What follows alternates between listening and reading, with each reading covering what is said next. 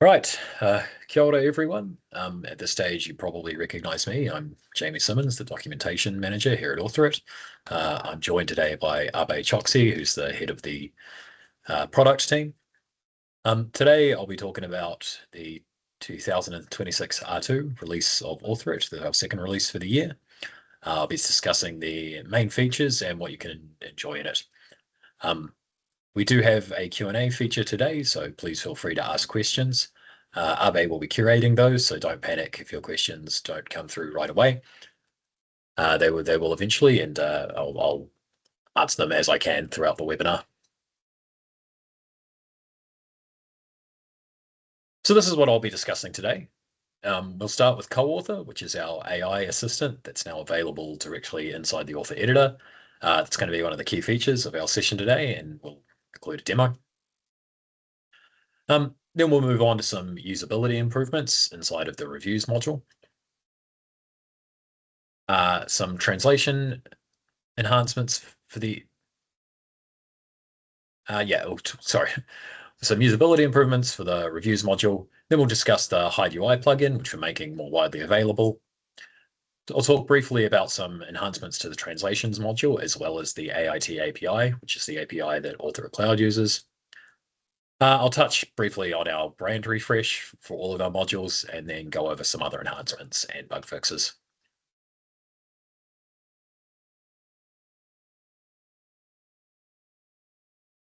All right, this release's biggest highlight is CoAuthor, an AI assistant built into the author module.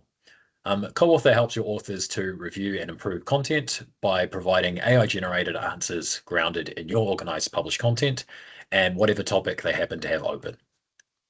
Your authors can query CoAuthor in many ways. They can check whether a topic follows your style guide, ask whether specific terminology is used consistently across your documentation, ask for suggestions for improving the clarity or completeness of a topic, and query whether your published content. So CoAuthor automatically uses context from whatever context you or your authors are in. And that includes your selected text, the folder location, the template, the description, and the topic code. And that helps to provide answers that are relevant to what you are working on. Setting up CoAuthor is straightforward. The main thing is, so the first thing is to contact us, apply to participate. We're running a limited trial with CoAuthor, so access is by application. We'll review your request and let you know if you've been accepted, and I'll discuss that in more detail later. Once CoAuthor is turned on by us, you create a source inside of the author module. That's very easy. It's as straightforward as setting up a publishing profile.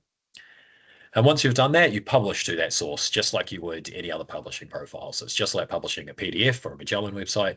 You publish to a source, and then from there you can open a topic and start using CoAuthor with that source. So what makes CoAuthor different? Why use it instead of a different AI that sits outside of Author and Author it?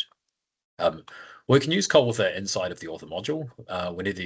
Whenever you or your authors are editing a topic, CoAuthor, it's right there, providing help where you need it. That sounds like a small thing, but not having to chop and change between windows and context can be a big time saver, especially when creating written content is, a very large part of your job, as most of us who work in Author it, that's true for. CoAuthor uses a knowledge graph that is built with ION files. That's our AI-ready JSON output. And that leads to more accurate results, and often results that are more applicable to using Author it, like what folder a topic is in. You can also send other files to your CoAuthor knowledge graph, like external style guides, which I'll show you how to do during a demo. CoAuthor's contextual information isn't just limited to its knowledge graph, it also knows about the topic you have open right now. I mentioned these earlier, but I'll reiterate them again. So specifically, CoAuthor knows the full text of the topic that you are currently editing. It knows about any text you've selected in the editor, so you can ask it questions like, is this sentence clear? Could I make it sharper? It knows the template applied to the topic that you have open. It knows your topic description, topic code, and the folder the topic is in. And so that means you can ask questions like, have I selected the right template for this topic? And does this sentence fit with our style guide? CoAuthor is available to organizations using Author Cloud. It's not available for Author it on premises at this time. And we're rolling CoAuthor out as a trial with a limited group of participants. AI is moving very, very fast, as I'm sure many of you are aware, and we do want to stay ahead of it. So we're accepting a limited number of participants so we can gather real-world feedback and incrementally build our AI offering. It's very easy at the moment with AI, with how much it's changing direction, to accidentally lock into something that's already obsolete by the time you've made it. And this approach allows us to avoid that. Expect more AI enhancements from us as we learn from this trial. If you're interested in participating, please use the Author It community website to submit a request with our support team. We'll review applications and accept participants until the trial reaches capacity. Before I go on to the demo, are there any questions, Owen?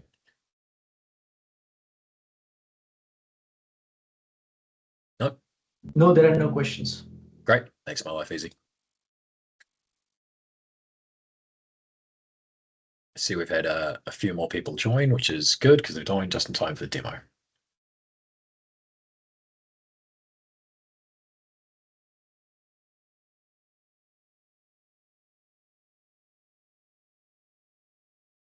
All right. So first thing I'll show you is how to create a CoAuthor source. So obviously we are working in a library right now where CoAuthor has been enabled. And setting up a source is as easy as clicking CoAuthor profile. From here, you'll enter a description for it, and this is a name that your authors will see later in the process when they're working in CoAuthor. So do give it a descriptive name, so like a user documentation, or perhaps substitute it with your organization's name, something like that. You can see in the background there's 3 publishing profiles already ready to go. That's because we've already created some sources, so I won't do that. But if I were to click create now, it would create a publishing profile just like one of these. And I'll show you what those look like by default. So when you first create a source, it'll create a publishing profile like this, and it'll call it publish to whatever source name you selected.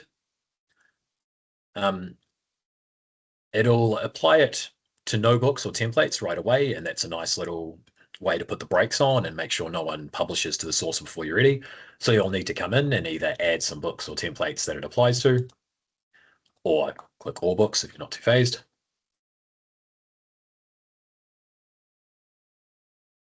But the main thing that clicking a co-author publishing profile does, this is really, I guess, the meat of it, is it adds these 2 post-publishing actions automatically. So you don't need to set them up, they're already there.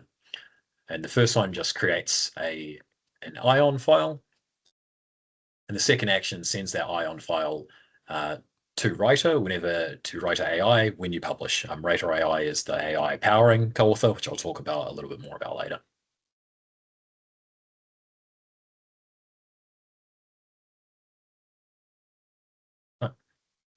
So that's the setup phase. Once you've got your source, you'll populate it with information, with content. You can have multiple sources, as many as you want, and you can send different kind of contents to them.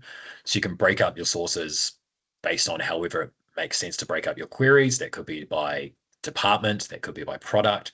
If there's several organizations under your umbrella, it could be by organization, whatever makes sense for you. And you'll just start publishing that source to populate it.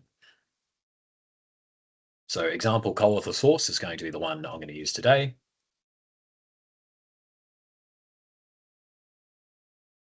And when everything's set up, that's just a normal publishing process.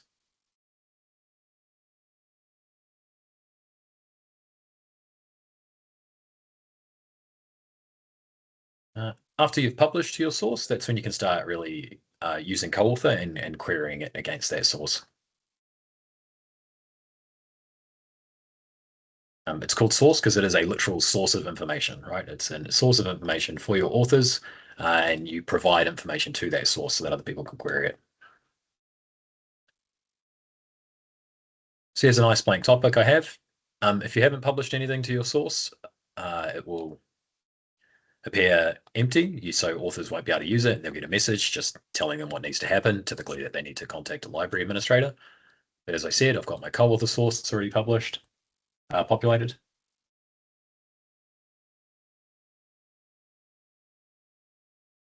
And as an author, knowing that CoAuthor is trained on our content, I'm going to ask it questions like, can you create a first draft for me?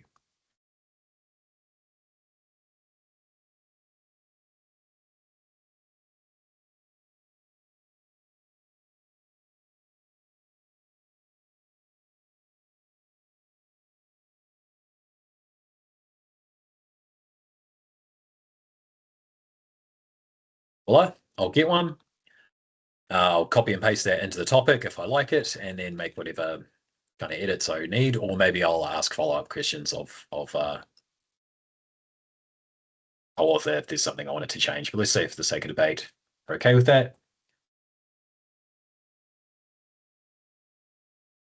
Then one might want to ask more specific authorate things, like, I'm not sure whether I've put this topic in the right folder.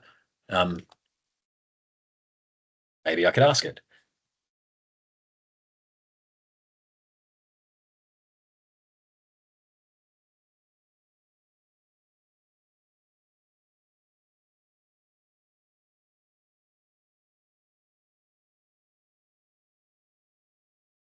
So this does CoAuthor if I've put this topic in the right folder and use the right template for it, based on the templates that we've set up in our library.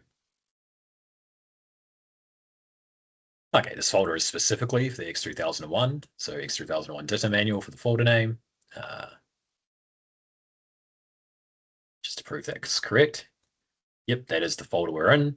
Cool, we've got the right one. What's a make of the template?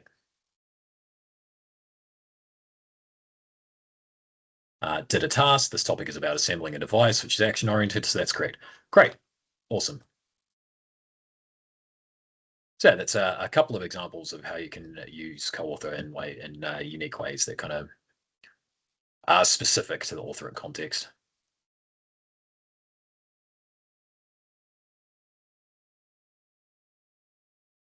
Okay, now let's talk a little bit about security. We take the security of your data and content very seriously, and we know there's several legitimate security concerns when it comes to using AI. And so here's how we protect your content. The single most important thing is we must enable CoAuthor for you. Until that, it is completely disabled. Your organization can't use it or make content available to it in any way, even accidentally. If CoAuthor is not on, there's just no way for it to have access to any of your content. It's not possible. And that provides complete peace of mind if you're an organization that either doesn't want to use AI or legitimately can't for some reason. Even after CoAuthor is enabled, sources, those publishing profiles I showed you, they control what CoAuthor has access to. If information isn't in a source or the topic you currently have open, since it has access to that context, CoAuthor can't use it. You publish content to sources with publishing profiles, and that means all of the normal tools that you have to control the security of your content, you have access to them with CoAuthor. So you can guarantee that certain users can't publish books to CoAuthor sources, right? Using folder action permissions. So you can just hide the books to them, or you can ban their publishing rights. You can use filters, so you can ensure topics in particular folders or in particular release dates don't release CoAuthor. You can, yeah, and everything that you can use in the author module normally for publishing, CoAuthor, you can use with that as well. Finally, CoAuthor is powered by Writer, as I mentioned earlier, and that's the AI processing your queries. Writer does not train its models on your data, nor does it train on user inputs or any outputs. You can see Writer's full terms of use and data policies on their website, and organizations based in Europe may want to read some specific sections. I have those links in the slide right now. Let me see if I can just paste that into chat or something similar.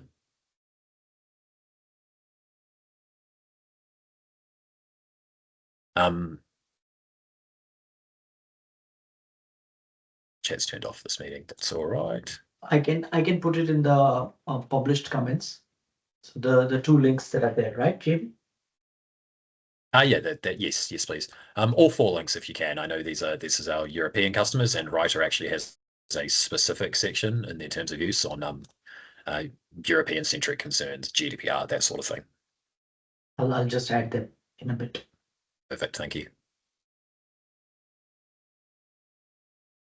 All right, before I move on, let me just quickly check the Q&A. I can see at least a couple of questions came in. Yeah, just some comments. Okay. Awesome. yes.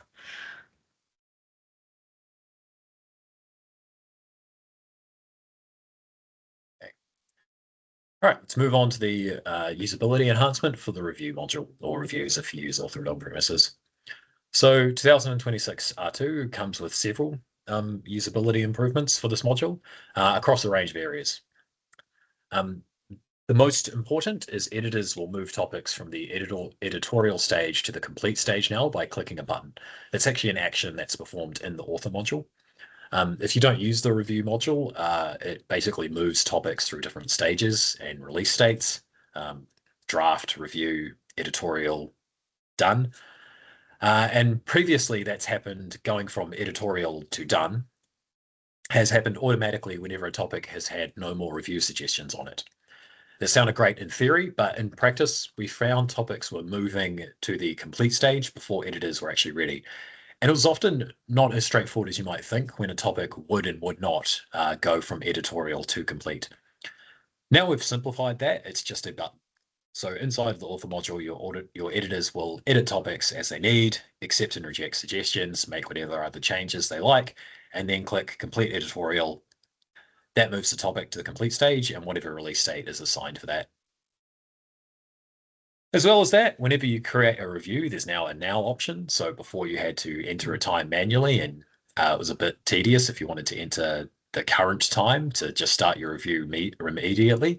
But now there's an option for that, and that option is actually the default when you create the review. So you'll create the review, and the start time will be pre-filled to right now, and the end time will be pre-filled to a week from now. Just something we did to save the amount of clicks that you need, since we found that kind of fits most people's needs. We've also changed the frequency of review notifications from every 6 minutes, which is what they are right now. In the next release, they'll be to once an hour. Put bluntly, that means they're still useful, but they're going to be a lot less likely to overwhelm and annoy your SMEs. And as a documentation manager, I know how important it is not to annoy your SMEs. We've also added more guidance and error messages for when things go wrong, particularly if you start a review for a book and your reviewers don't have permission to view some of the topics in it. So at the moment, that reviewer will open the reviews module, click the book that you're doing the review for, and they'll just see nothing. They don't have permission to view any of the topics, and it will just be blank. In 2026 R2, they'll get some guidance. They'll get a nice error message that explains that they don't have permission to view the content and tells them what they need to do to fix it, which in most cases is to contact their library administrator to get whatever read permissions that they require. Before we move on, I'm just going to demo some of that stuff I talked about. Okay, so we're in the reviews module now.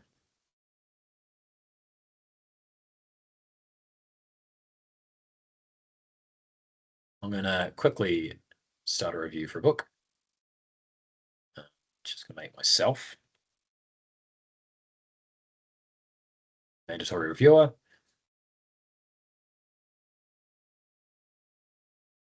You can see there's that now time that I talked about earlier. So it's already filled in today's date and the time for now and a week from now. I haven't had to click anything to make that happen. I can change that if I like, but these suit me for the time being. Set review kicks off right away, and I believe we should have,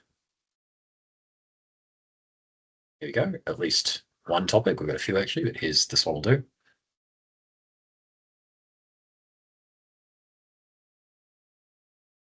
Perhaps that's in the wrong release date. Topic we're going there, training.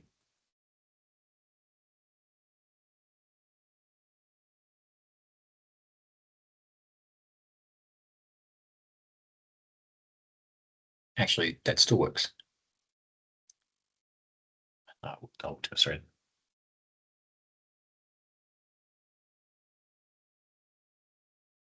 Sorry, one moment.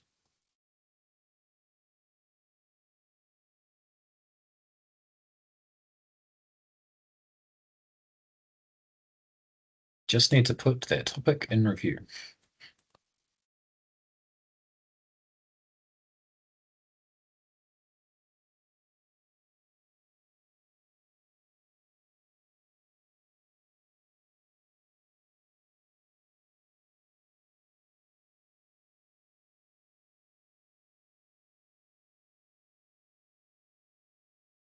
Okay, I'll change that to the review release date. So that's part of the review now.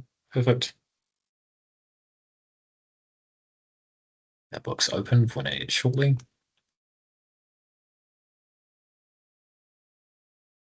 There we go. All right, so there's our topic in review.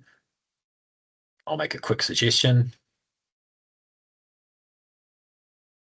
Not a good one, but it'll suit our purposes. Just say that it's done and move the topic to the editorial stage. So now it's in the editorial stage, which I talked about before, and we can see that improvement where there's just a simple button for moving it from editorial to complete.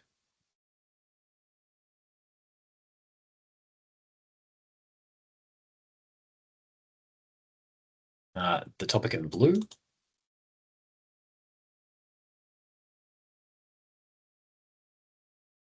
Great, and there's the button that I mentioned.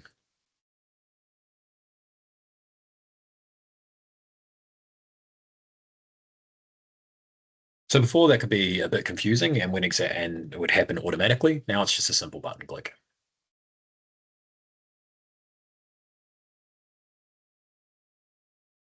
All right, let's talk about the HideUI plugin. So the HideUI plugin, that's a plugin for the author module, which gives administrators the ability to control which UI elements or UI controls are visible to what users and what user groups. So specifically within tabs and the right-click menus. It lets you hide irrelevant or sometimes even restricted UI elements to reduce cognitive load for your writers or other employees that are inside the author module, and to minimize the risk of accidental misuse of advanced features. And basically, it lets you tailor the authoring experience for specific people. Previously, HideUI, it was available to anyone installing AuthorIt on premises, so it's something that came with that package and that you could choose to install. But now organizations using AuthorIt Cloud, they had to request it. Now we've turned it on for anyone using AuthorIt Cloud, which is useful for any organization that wants tighter control over their authoring environment without customizing the underlying product. Don't worry, you do still need to set the HideUI plugin up. It has a configuration file which controls what users and user groups see, and you'll need to be comfortable with XML using it. But that does mean some setup is required. You're not going to log into 2026 R2 and find all of your UI controls are just hidden randomly. So don't worry about that. You do still need to set it up. But you no longer need to submit a ticket with us. It's just an option that you can make use of whenever you want to. Okay. In the next release, you can add reference files to translation jobs. That's style guides, product images, spreadsheets, basically anything that your translators need that is not part of the actual content that they're translating. Any reference files you add to the job are sent to the translator. So much more convenient for you and way less back and forth and emailing with translators as they're like, I need this document and this document. I'm going to quickly demonstrate what I mean by that.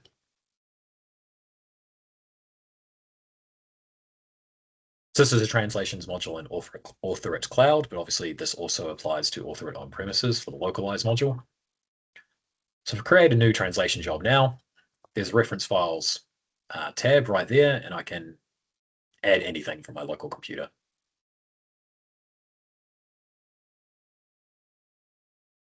And when I click create on the job, all of these files will be part of that.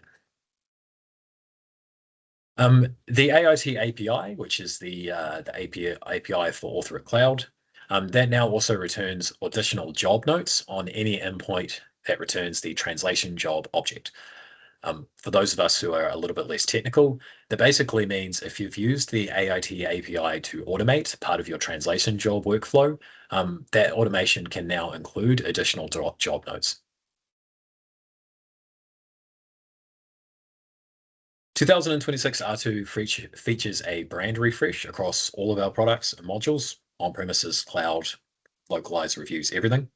Our website has been sporting this look and logo for a while now, and we wanted to call out that in 2026 R2, the rest of our offerings will have it as well.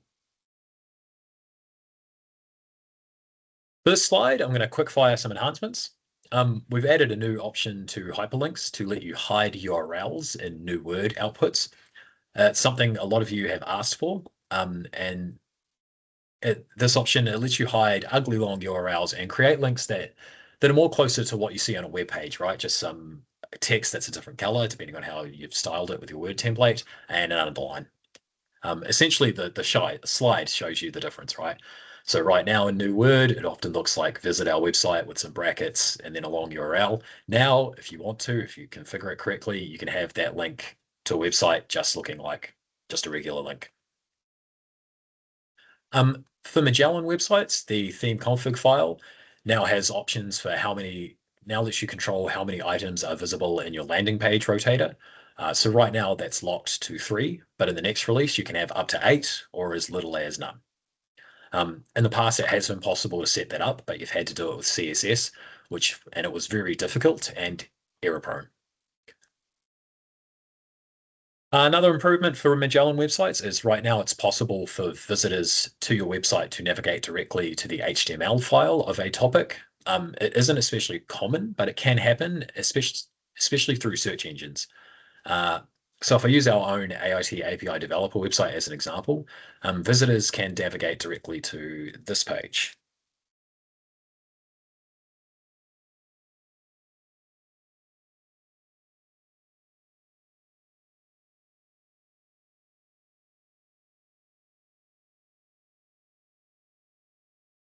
So this is just a plain HTML page that sits in the background with the Magellan that it normally dynamically retrieves content from, right? And in theory, it is possible for users to end up on these instead of your nice looking Magellan page that you want them to.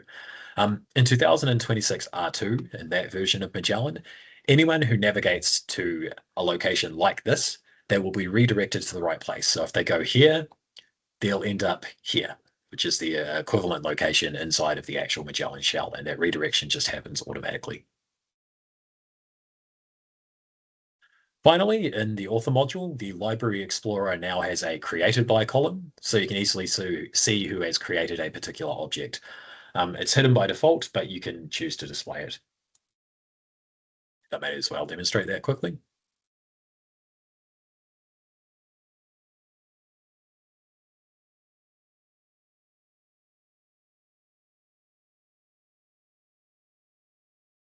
See it faintly?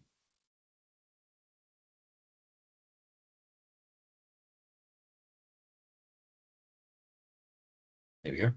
Unfortunately, when I'm presenting, my computer's not very fast.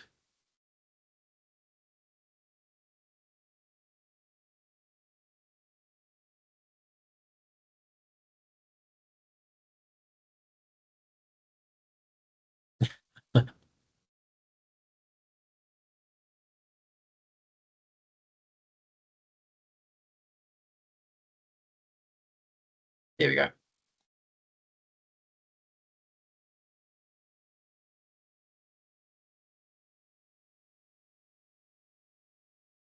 Now, there it is. So yeah, created by is now a column. That's both the search pane, but also in the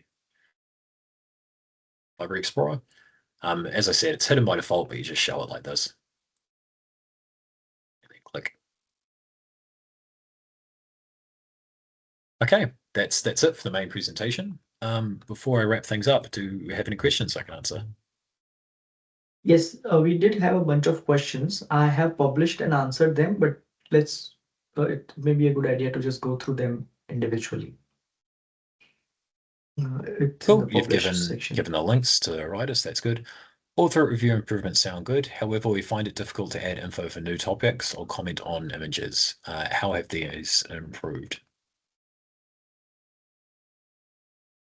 So Okay, Abe's answered that. I'll go on, Abe. yes, yeah, no, that's the thing. It's currently not available, but it's part of the roadmap. in a future release. We've not finalized it at this stage, but it's identified and it's a known enhancements recorded in our roadmap. Thank you. Okay, and somebody asked if they need to filter out images for CoAuthor, since they found that their JSON output that it was too large for Copilot if they included images. The answer is no.